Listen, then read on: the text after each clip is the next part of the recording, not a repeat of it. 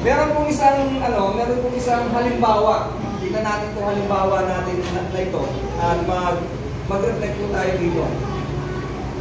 Mayroon pong isang halimbawa, ito po yung ipabot sa atin. Ang tulad po nung meron ang dalawang asong alaga.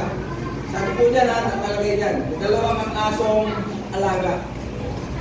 Sa pagkaalaga mo, nung dalawang asong yon doon sa bahay mo, yung isa, mas madalas mong pakainin. At yung isa, kung magustuhan mo lang. Sa madaling salita po, isipin natin, ipipicturize natin, anong itsura ng aso yun na alaga mo, yung dalawa. Yung isa, pinapakain mo ng gusto, alagaan mo ng gusto. Yung isa, pag magustuhan mo lang pakainin. Bayat at taba. Bayat po, yan agad yung napipicturize natin. Bayat yung isa, mataba. Yung isa, mataba. Oh. Palagay po natin yung isa, nangihina na, yung isa, malakas. malakas. Yan po yung makikita natin yung picture nila, no? Pero, pagdating po kaya doon sa pag-aaway, pinag-aaway natin yung dalawa. Sino po ang mananaig doon? Yung maraming kain o yung walang kain? Yung konting kain. Maraming kain. Diba? Kasi yung laging nabubusog, siya po yung malakas. Malakas at malusog. Yan po.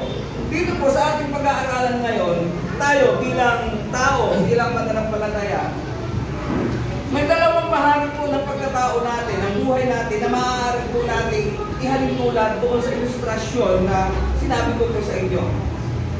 May dalawang parte sa buhay natin na kailangan nating pakainin. At kailangan pong isustain natin yan. Kami nga po doon sa halimbawa natin, doon simula doon sa ating pula pag-aralan hanggang ngayon, may mga natutunan po tayo doon sa pamagitan po ng mga natutunan natin yon. Ikaw at ako ay nagkaroon ng pagkakataon na magkaroon ng personal na ugnayan sa Panginoon, the way na nagkaroon po tayo ng desire at desisyon sa puso natin para tanggapin natin ang Panginoon bilang ating pagtutulungan sa buhay natin. Sa madaling salita po, sa pagtanggap natin, in-accept natin yung presence ng Panginoon at the Holy Spirit na mag-stay sa atin. Pero, ikaw at ako, tayong lahat, namumuhay pa rin tayo at nakatira pa rin tayo dito sa lumang katawang ito na, sabi nga po, makasalanan. Diba? Kumbaga po, may dalawang picture din yung nakikita natin. Pero dahil ikaw, ako, ang bawat sa atin, tumanggap na sa salita ng Panginoon, tulad po nung napag-aralan natin last Saturday, pinapahalagahan natin ito at nasabi na nga natin po nung nakaraang Saturday,